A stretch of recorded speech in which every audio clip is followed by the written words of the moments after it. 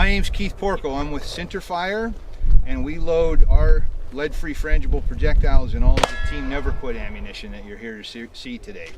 And two of the biggest aspects about the Sinterfire projectile are, one, it's lead-free, and two, it's frangible. So for indoor ranges, outdoor ranges, any environmental concerns, it solves that. And for shooting steel, when you'll see, if you guys are into law enforcement training, competitive shooting, we're going to shoot steel today with 223s and 40 caliber about 3 inches away. And that's pretty incredible for the safety aspect of a projectile. This young lady is Kylie Hayworth. She's an up-and-coming 3-gun shooter, and she's going to be doing some of my shooting for us today. It's her first time through, and it's going to be her first one for the day, so while I run my mouth, she's going to shoot. So the first thing we're going to do to kind of let you know how this is going to go is we're going to shoot pistol and rifle ammunition in the box, and I'll explain that, and that'll give you a very good understanding of how the projectile breaks up. Because what I want you to leave here today with is the best education on frangible projectiles that you can have, because there's a lot of misconceptions about frangible out there. So I'm going to need, when we shoot, I'll call for eyes and ears that we're going hot. Kylie's going to put some rounds into that box. She'll clear the gun, I'll holster it, and then I'll have everybody in the box, and we'll show you what happened up there, okay? Okay, going hot. Hang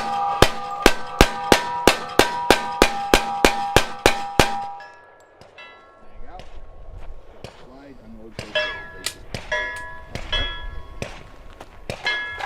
okay, come on up.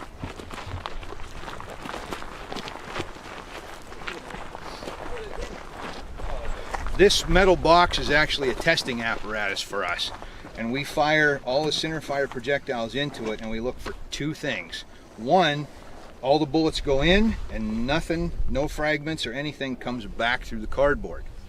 The second standard is we have nothing but dust in here left over, and we also have a particle size standard that's 5% of the bullet's total weight. So you can see some of our largest pieces here, those weigh 3, maybe 4 grains. So whether we're shooting a 325 grain frangible shotgun slug in here or a 100 grain 9mm, it's 5% of the bullet's total weight. We don't want anything bigger than that. Anything bigger than that, we go back to our manufacturing process and check out what we're doing to make sure that our quality control is correct. This box, we built it because we thought it would be cool, and it turns out it's being adopted as a testing apparatus by SAMI, the Sporting Arms and Ammunition Manufacturers Institute, by FLETC, the Federal Law Enforcement Training Center. When they shoot Sinterfire projectiles in their testing, this is how they judge them, same way we do. So it's kind of an industry standard on how to test a frangible bullet. So that was 125 grain 40 Smith & Wesson, going about 1,300 feet per second. So now what we're going to do is Kylie's going to put about 10 or 15 or 20 rounds, whatever she feels like, of 223 rifle ammunition in this box. So I need everybody to back up again, please. Okay, going hot. Just dump the mag.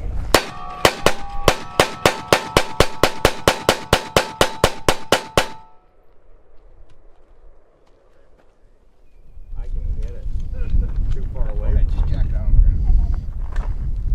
Unsafe. Ground it. Back on the box.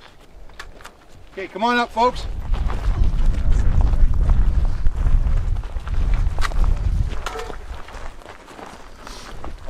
So that was 15 or so rounds of 223 Remington. This is our 55 grain copper tin bullet. Same construction as the 40 Smith & Wesson we shot in here. So we got all the rounds going in, and actually Kylie was shooting a little bit low here. So we probably had some bullet impacts way down here in the bottom of the steel. You can see the marks in there, the bullet left on the steel. If we did that with an FMJ, we would have the bottom of this cardboard blown out from fragments coming back at us, and you guys would probably be really ticked off at me for hitting you with stuff. So this box, again, it gives you an understanding of how the bullets break up. They have to impact something as hard as themselves or harder. Steel, brick, block, the rocks out here on the range. If we hit one of these rocks, we're going to send pieces of the rock flying because they can't control energy transfer. but the bullet's going to disintegrate on the rock. So we'll send pieces of rock flying, but no bullet. So the same holds true if you're using this for self-defense or duty. You miss the shot, you're still responsible for it. So if it's bouncing down the street, you're responsible for that. Centerfire bullet, Team Never Quit ammo won't do that. So next what we're going to do, and this is definitely one of the money shots here, is we're going to do the same thing, only we're going to do it on this steel plate. So I'm going to have everybody back up a little bit. We're going to shoot and walk right up to this place. We're going to walk right up with her, and we're going to get about that far away when we're done. Now, normally, if you know, they'd say on YouTube, don't do this at home. Well, once you guys understand how the frangible bullet works from Sinterfire and the Team Never Quit ammo, you can do this at home. We want you to do it at home because it is that safe. Clear downrange. Clear. All right. So I need eyes and ears. Kylie, you're going to start right here. You're going to stop right there. You can get your muzzle right up on the target. All right, so you, sir, come on up. All right. And you, sir, and you, and whoever wants to, actually, but we got to stay on line. So I want you to get lined up, shoulder to shoulder with Kylie. All right. Are you guys ready? Yes, sir. All right, Kylie. Take a shot and take a step. Get closer, get closer.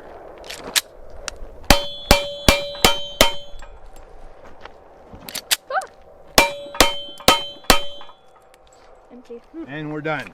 Clear the gun, drop the slide, hammer down, and I'll holster it. So we walked up about 4 or 5 inches away from a steel target, and if anybody felt anything, it was like maybe sand on a beach or something like that. Yeah. The particles are too light to hurt you. They don't have enough energy to do it. So even if something does hit you, it's impossible for it to hurt you. You still have to wear eye protection. That's a must whenever you're on the range, even if you're shooting airsoft. You need to wear eye protection. So those were the 40s going 1,300 feet per second out of my gun. Now we're going to do 223s. And normally when I tell people we're going to shoot 223s up close on steel, people hide. There you go. All right, same thing. You want to come up, folks want to come up here and get on line. Make sure you stay in line with Kylie. And she's going to slowly shoot as she walks up to the plate. Everybody ready? Ready. Going hot. Get him, Kylie. Aim higher, aim higher. Okay, safe. You got it clear. I got it. So now you can see this plate's AR 500. So we don't want it, and my stand here is mild steel. So if we hit that, we're gonna put a hole in it or pockmark it. But again, the bullet's gonna disintegrate. You have to shoot AR 500 target steel in order for the bullets not to damage it. And this is, I always use this 90-degree plate. It's at 90 degrees, it doesn't move, and this is the worst damage we do to it. It'll pockmark it a little bit because it's on the 90 and because we're so close. But if you have steel on a range and you're shooting it at 10 yards or 15 yards or 20 yards and you have a little bit of an angle to it, you can hit it all day long. I have steel on Sinterfire's range that's over 20 years old, that has thousands and thousands of rounds on it, and it's still going strong. I'm gonna lose it to rust before I'll lose it to damage from projectiles. I have a bunch of these boxes around the country. We have one that's 20 years old.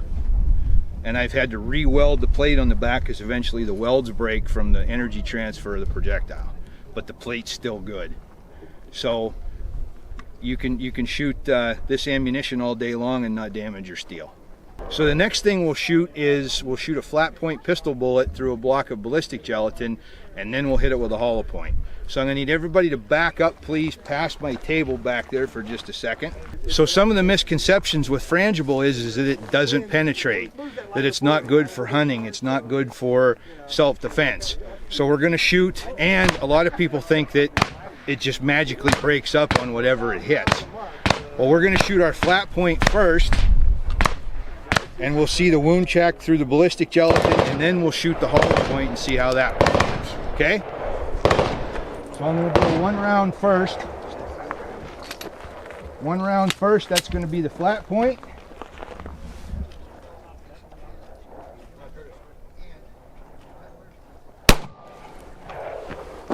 Lift her up.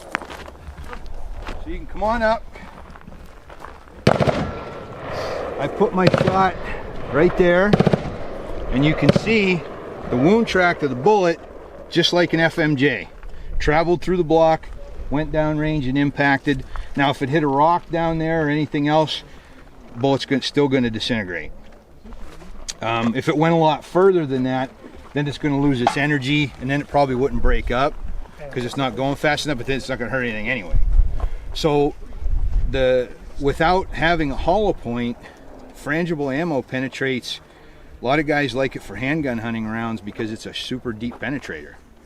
So now let's shoot the 40-125 grain hollow point, and we'll see the performance of that. You guys, folks, are good right here.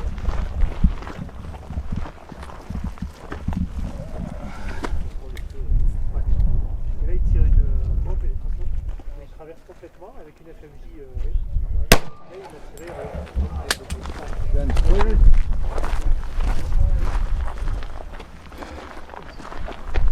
So now we have the nose of the bullet down to the depth that we drill to.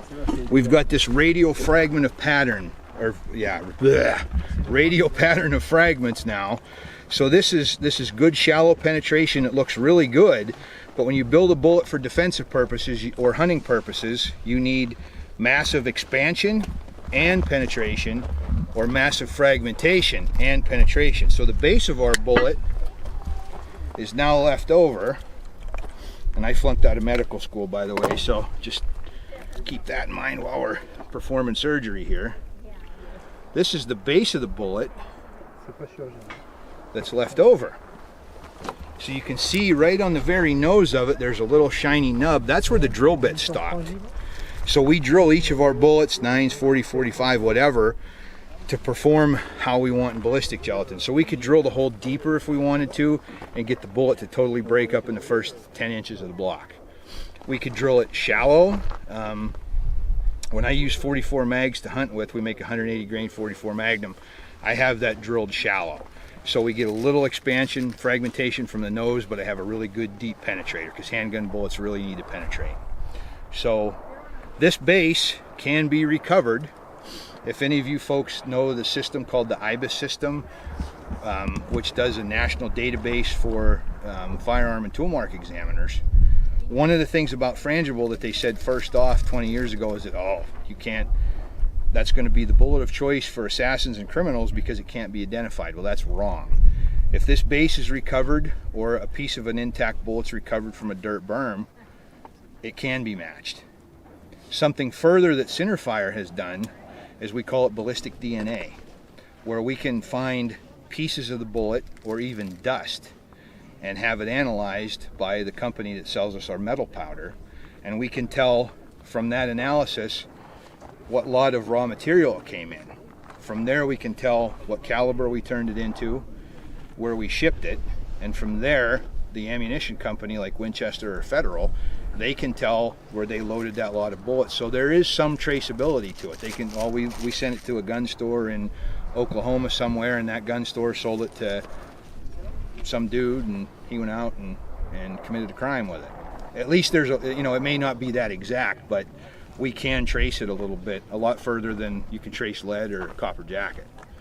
So that's one of the other attributes of the Sinterfire projectile, is it can be matched. Any questions?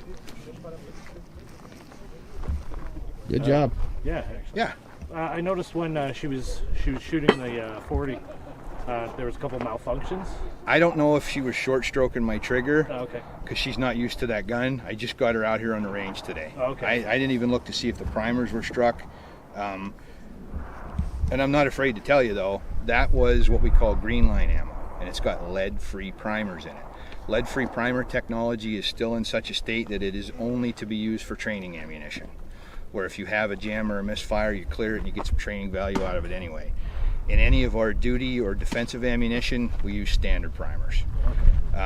Lead-free primers are very susceptible to moisture. They're hygroscopic. They suck up moisture in hot, humid environments. And there's still to this day a problem with lead-free primers, that they have a high failure rate. So it's only ever used in training ammunition. And that's if it was that. I don't know if she was, because she shoots a 1911, and this thing's got about a half a year trigger pull on it. So, but if it's a lead-free primer not going off, I don't get excited about that, because there's nothing I can do about that. Yeah, I'm glad we didn't shoot them over here. Jesus. Sorry, those tacos last night. I don't know. Yeah, holy cow. All right. Well, one of the things they're going to do next, if you guys want to hang around for, Nat Warfare is going to shoot one of their, and maybe two of their motorized targets. One of them's got the mannequin on it. One of them's got a steel plate.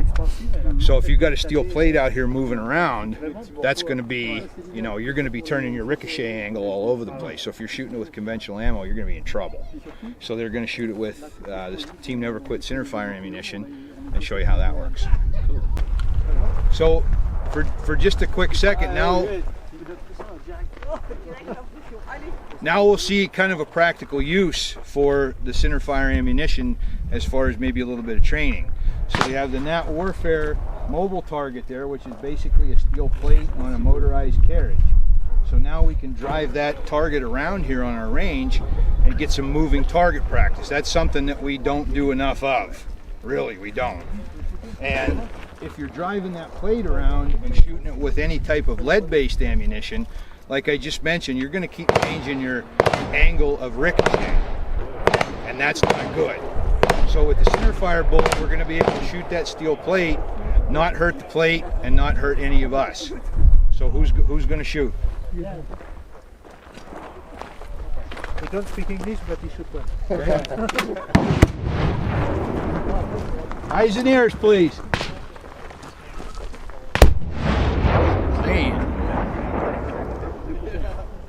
George, whenever you're ready. He can engage.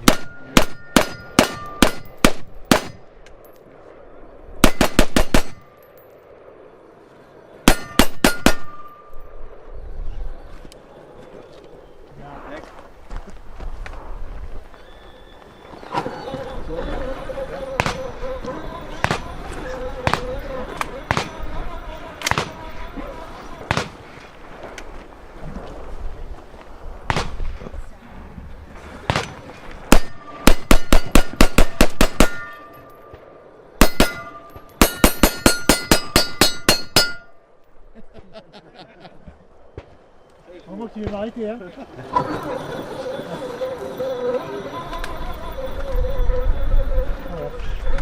Il en reste 4. Tu veux... C'est impressionnant parce que tu prends rien. Ouais. C'est bon, il a un stade 2 là.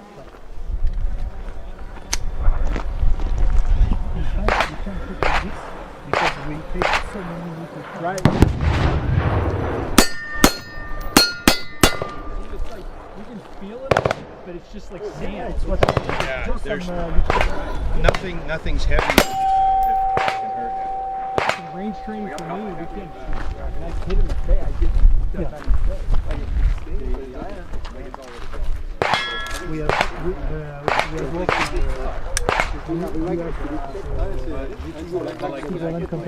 So to explain Sinterfire as a company and our relationship with Team Never Quit, Sinterfire started out as a OEM bullet producer, just projectiles. We just make frangible bullets, and we sell to Winchester, Federal, Spear, Remington, Fiocchi, Ruag, all over the world. I think the only ammo company we don't sell projectiles to is Wolf Ammunition, and we probably never will. But if they want to buy it, maybe we'll sell it to them. So we started an ammunition program about 3 years ago, because the larger ammunition companies, there's smaller police departments, smaller indoor ranges, they don't buy the huge volumes, the millions and millions of rounds, and it's not cost effective for them to sell, but it is for us. So if I sell 3 million rounds a year, that's great for me. If Federal sells 3 million rounds a year, they're hurting. So we pick up some of the smaller stuff with Sinterfire ammo. Marcus Luttrell comes along 2 years ago and says, I want to make my own line of ammunition for my buddies to train with, for everybody to train with, and I want cutting edge technology. So he wanted Frangible, and when he heard, if I'm going to do Frangible ammo, who do I need to go see? Everybody told him you need to go see Sinterfire. So it's basically the same ammunition, except with all American made components, primer, shell case, gunpowder, everything's made in the United States. And we put it in a box with Marcus. He sells it, it's for sale through Cabela's. Snake River is the distributor. So and they're kind of also considered like the manufacturer for Team Never Quit ammo as well. So we load it all, we inspect it, we box it, we test it, we ship it to Snake River, and they do with it from there for Team Never Quit. So Team Never Quit has the same Sinterfire bullet in it as Sinterfire ammunition does. So that's kind of how things roll with that.